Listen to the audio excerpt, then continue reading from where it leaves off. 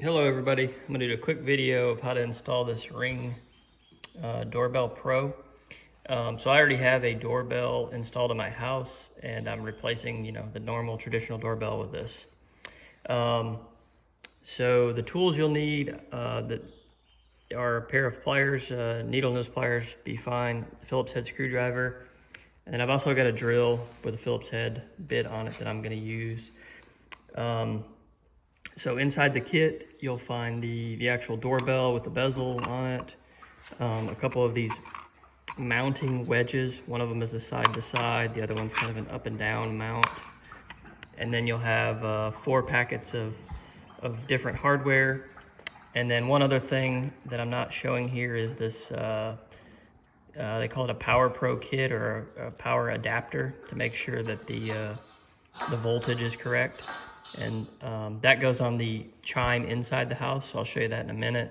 And then this is an extra block that I made.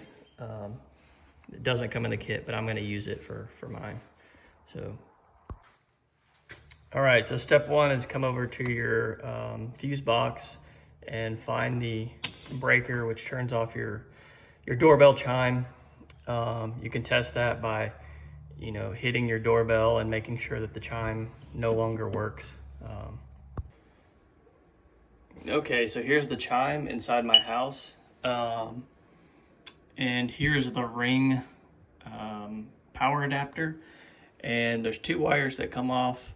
So basically you just take your screwdriver, loosen up the front and the trans screw, and then plug your wires from the Ring adapter into each one of those. I don't think it matters which one's which. Plug it in. It's got a little sticky pad on the side, and I've just got it mounted right there on the side of this other piece. So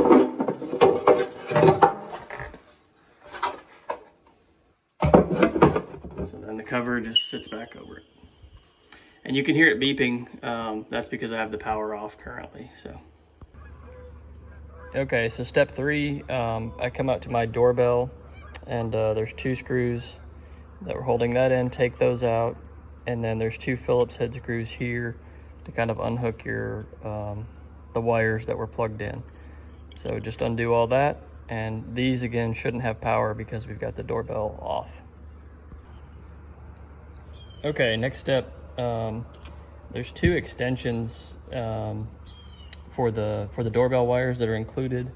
I think it's in package D, and there's also 2 wire nuts.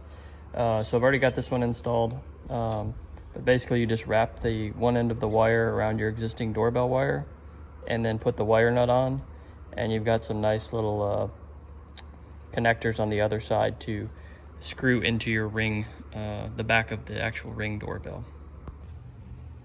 Okay, here's step 5. So you find the wedge or the mounting bracket that you want to use.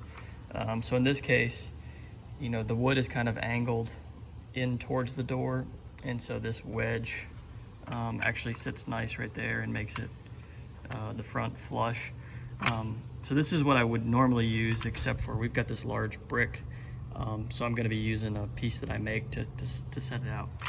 Anyways, what you do is put your wires through the hole, and then in kit C or bag C, there's these 1 1/4 mounting screws that you run through the top and the bottom and just straight into the wood.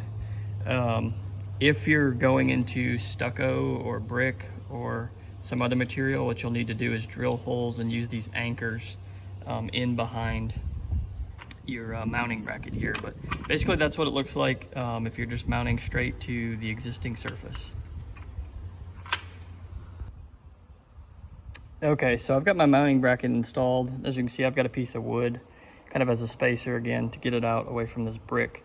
When we originally it did one on the front, this brick got in the way. So anyways, I got that on, and now I just attach the screws on the back, or the wires to the back via these 2 screws. I don't think it matters which one goes where. And you can see I've got them flipped over. You can have them run out the bottom or the top. I've got them flipped where they're coming out the top. That way kind of when I push everything back in there, the wires, they line up better in the holes back there. So I'm going to straighten those up, make sure they all get pushed back in the hole, and then we'll move on. Okay, so next step, these screws, they come out of bag A. They're a 1-inch screw. They go in the top, and you can see I've already got one in there, and in the bottom here. So basically you just line this up kind of where you want it, get it square, and then screw those in. Okay, so once you get your screws in there, now's a good time. I just went and turned the breaker back on. So I don't know if you can see it in the light. The light was, because of the sunlight, the light was lit up, so it has turned back on. I'm just going to verify that it's working good, and then we're good to, put the cover on. All right, last and final thing, slide the cover back on, and then let's see. Underneath here, there's a screw that goes in. They call it a security screw.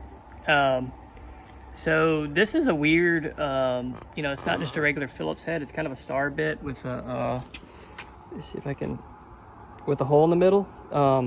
This packet didn't include that. It wasn't in the box. So maybe mine was missing, or maybe that's something that doesn't normally come with the kit. Luckily I had one, so that's kind of disappointing that, if none of them come with it, you can't even install that screw. Anyways, there it is. Again, we set ours out kind of closer to the edge of the brick. I don't know, I'll probably go around and seal this with some caulking or something. I don't want water to get into it. It is under the eave, so it's not completely exposed, but yeah, I don't know how that's going to do kind of out in the weather. I would prefer not to have it, but again, if we set it back, this brick ledge gets in the way of kind of where we want to see. So anyways, that's what I did. Thanks for watching. See ya.